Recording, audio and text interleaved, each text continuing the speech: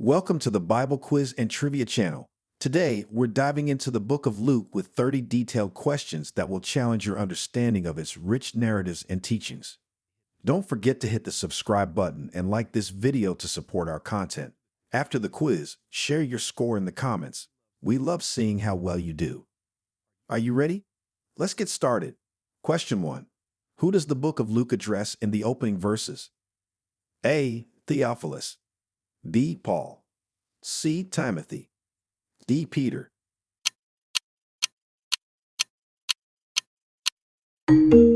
Answer: A. Theophilus. Luke addresses the opening verses of his gospel to Theophilus, explaining that he has carefully investigated everything to write an orderly account so that Theophilus may know the certainty of the things he has been taught. Luke 1-3-4. Question 2. What is unique about Luke's genealogy of Jesus compared to Matthew's? A. It starts with Abraham. B. It traces through Mary's lineage. C. It includes only kings. D. It begins with Adam.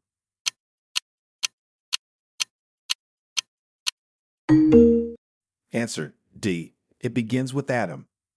Luke's genealogy is unique because it goes back to Adam, emphasizing Jesus' connection to all humanity, whereas Matthew's genealogy starts with Abraham, highlighting Jesus' Jewish heritage. Luke 3:38. Question 3. Which Old Testament prophet does Zechariah quote in his prophecy after John the Baptist's birth? A. Isaiah. B. Malachi. C. Jeremiah. D. Ezekiel.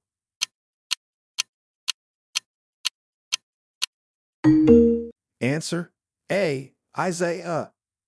Zechariah quotes from the prophet Isaiah, declaring that God has raised up a horn of salvation, as he spoke by the mouth of his holy prophets from of old. Luke 1-69-70, referencing Isaiah.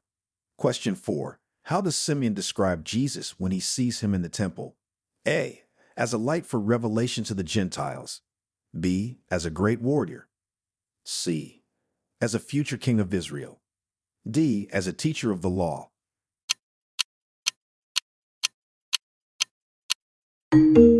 Answer: A. As a light for revelation to the Gentiles. Simeon describes Jesus as a light for revelation to the Gentiles and for glory to Israel, recognizing his role in God's salvation plan that extends beyond the Jewish people. Luke 2:32. Question 5. What is Jesus' response when he stays behind in the temple at the age of 12? A. I am lost. B. I must be about my Father's business. C. I am praying. D. I am learning from the teachers.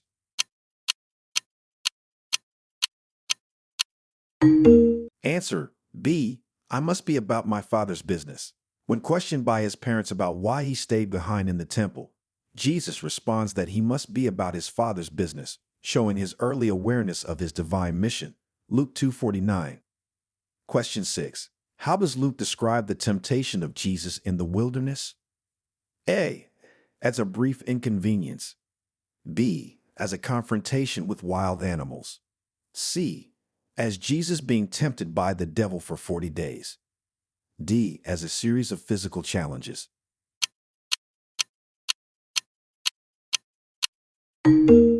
Answer: C. As Jesus being tempted by the devil for 40 days. Luke describes the temptation of Jesus in the wilderness as a period of 40 days during which Jesus was tempted by the devil, emphasizing the spiritual battle and Jesus' steadfastness. Luke 4:1-2. Question 7. Who are the first two apostles that Jesus calls to follow him according to Luke? A. James and John. B. Matthew and Thomas. C. Peter and Andrew. D. Judas and Bartholomew.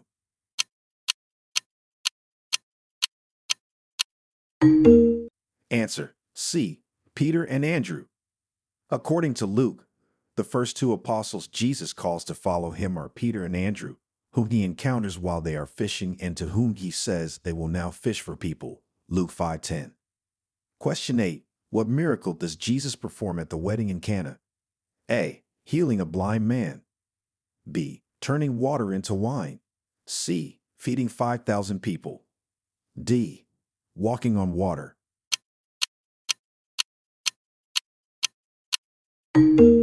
Answer B. Turning water into wine. At the wedding in Cana, Jesus performs the miracle of turning water into wine, which is his first public miracle recorded in the Gospel of John, not Luke, showcasing his divine power. John 2 to 111. Question 9. In Luke, which parable uniquely addresses the issue of prayer? A. The Good Samaritan. B. The lost sheep. C. The prodigal son. D. The persistent widow.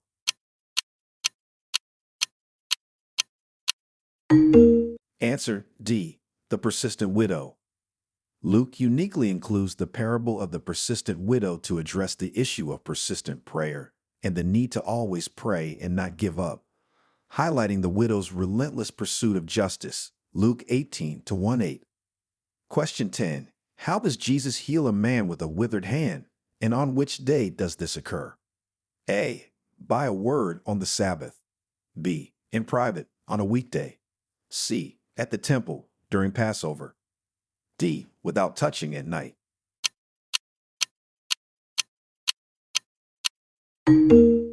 Answer A.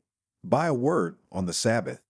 Jesus heals a man with a withered hand by simply commanding the restoration of his hand, and this healing occurs on the Sabbath, which leads to controversies with the Pharisees about the lawfulness of performing such acts on this day. Luke 6 to 6:10. Question 11. What are the main elements of the Sermon on the Plain? A. Beatitudes, ethical teachings, and parables. B. Genealogies, laws, and historical recounts. C. Prophecies, miracles, and signs. D. Dietary laws and ritual instructions.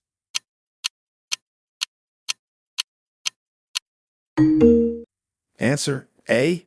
Beatitudes, ethical teachings, and parables. The Sermon on the Plain includes beatitudes, ethical teachings, and parables. Luke focuses on blessings and woes, love for enemies, and the importance of building a solid foundation for life.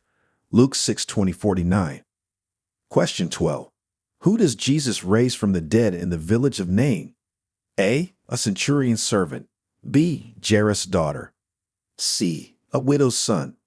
D. Lazarus.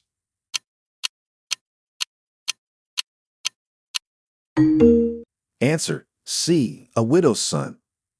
Jesus raises a widow's son from the dead in the village of Nain, showcasing his compassion and divine power. This miracle amazes the crowd and spreads his fame throughout the region. Luke 7:11-17. Question 13. How does Luke's account of the feeding of the 5,000 differ from the other Gospels? A. It includes women and children in the count. B. It specifies that the disciples suggested the feeding. C. It mentions the use of 5 loaves and 2 fish. D. It occurs near Bethsaida.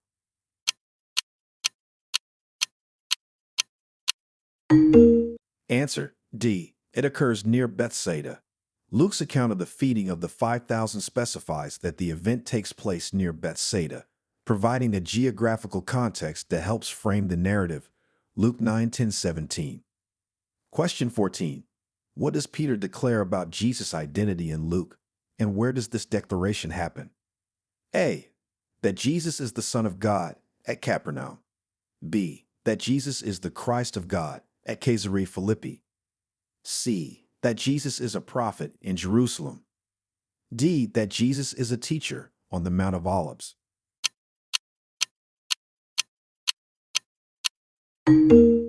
Answer B. That Jesus is the Christ of God at Caesarea Philippi.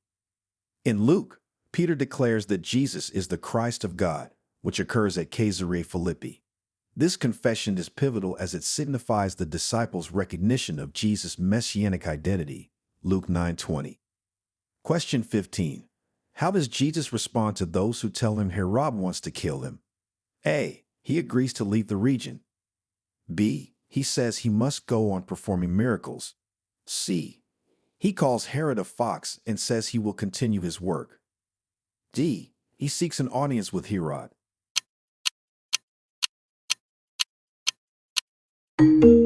Answer C. He calls Herod a fox and says he will continue his work.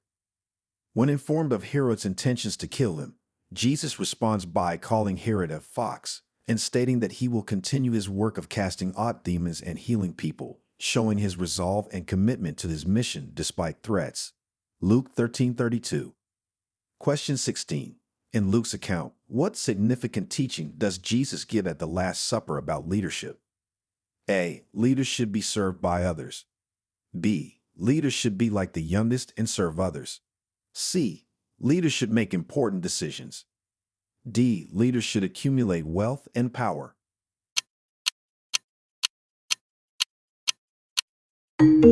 Answer: B. Leaders should be like the youngest and serve others.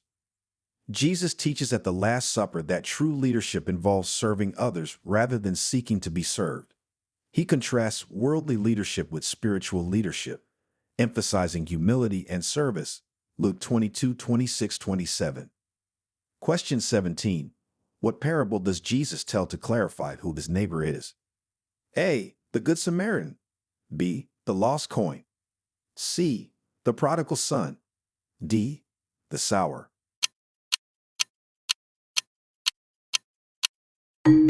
Answer: A. The Good Samaritan.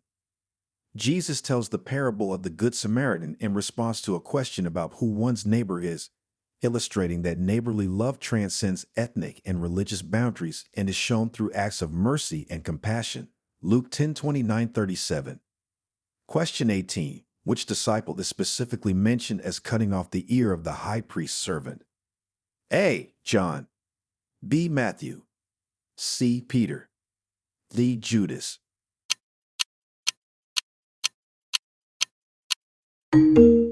Answer: C. Peter. Luke specifically mentions Peter as the disciple who cut off the ear of the high priest's servant during Jesus' arrest in the Garden of Gethsemane. Luke 22:50-51. Question 19. How does Jesus heal Malchus after his ear is cut off? A. By a prayer. B. By touching his ear. C. By commanding healing. D. By asking Peter to heal him.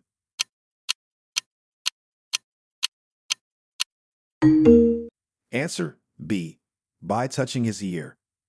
Jesus heals Malchus, the servant of the high priest, by touching his ear after Peter had cut it off, immediately restoring it, demonstrating his power and compassion even towards those arresting him. Luke 22:51.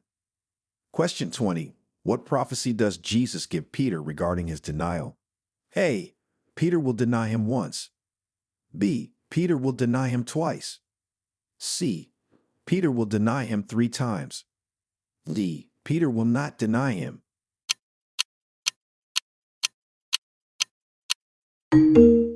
Answer: C. Peter will deny him 3 times. Jesus prophesies that Peter will deny knowing him 3 times before the rooster crows on the day of his crucifixion. Luke 22:34. Question 21. How many times does Peter deny Jesus? And how does Luke signify the moment Peter remembers Jesus' prophecy? A. 3 times, a rooster crows. B. 2 times, thunder strikes. C. 4 times, a bell rings. D. Once, a rooster crows.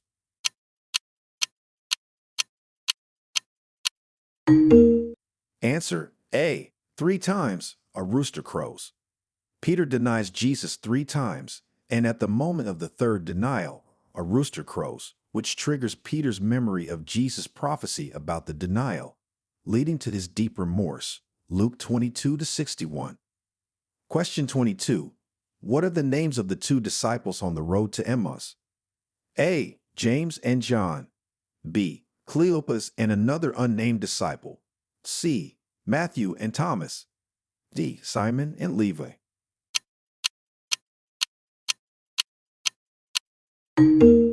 Answer: B. Cleopas and another unnamed disciple. The 2 disciples on the road to Emmaus are named as Cleopas and another disciple who was not named in the account. They encounter the risen Jesus who explains the scriptures and reveals himself in the breaking of bread. Luke 24:13-32. Question 23. How does Jesus prove his resurrection to the disciples in Jerusalem according to Luke? A. By showing them a vision. B. By letting them touch his wounds. C. By performing a miracle. D. By eating in front of them.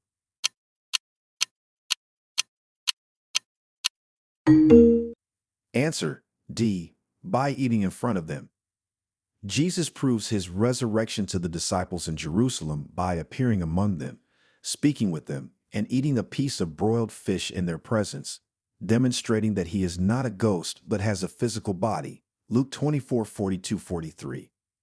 Question 24. What is Jesus' final command to his disciples in the book of Luke? A. To stay in Jerusalem until they receive the Holy Spirit. B. To leave Jerusalem immediately. C. To write the Gospels. D. To disperse and preach individually.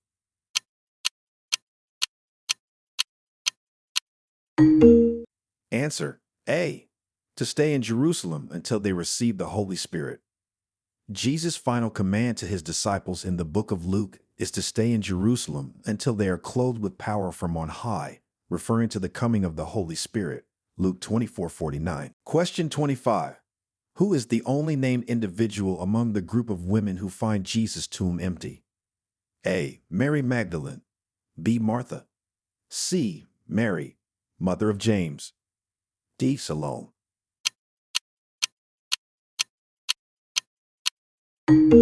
Answer A.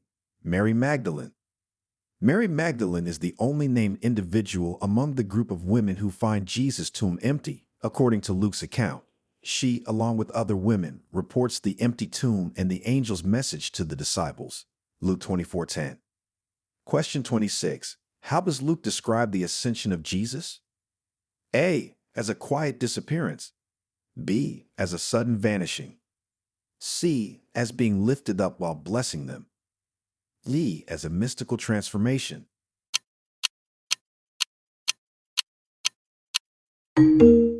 Answer C. As being lifted up while blessing them. Luke describes the ascension of Jesus as being lifted up into heaven while he is blessing the disciples, a moment that marks the end of his earthly ministry and his return to the Father. Luke 24:51. Question 27. What role does the Holy Spirit play in the Gospel of Luke? A. A minor role as a symbol. B.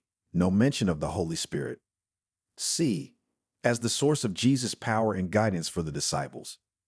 D. As a future promise only.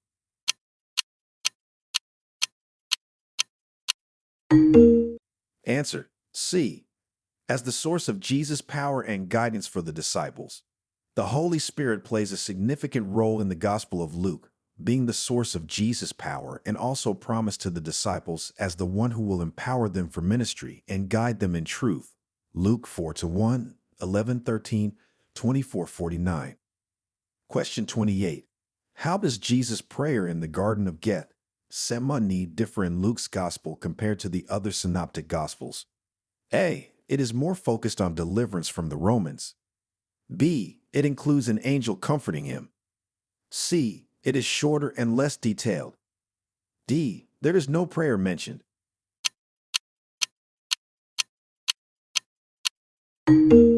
Answer B. It includes an angel comforting him.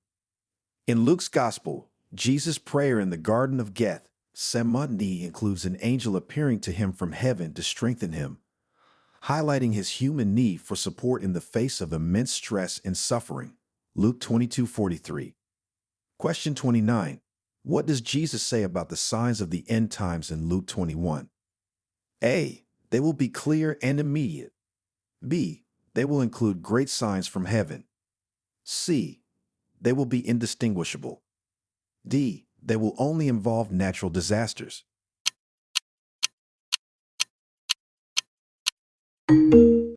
Answer B. They will include great signs from heaven. In Luke 21, Jesus describes the signs of the end times as involving various calamities on earth and great signs from heaven, emphasizing the cosmic and global scale of these events. Luke 21:11, 25-26. Question 30. How does Luke emphasize the theme of forgiveness throughout his gospel? A. By showing Jesus forgiving sins rarely. B. By avoiding the topic completely. C. By depicting Jesus frequently forgiving sins and teaching on forgiveness. D. By only showing forgiveness at the crucifixion.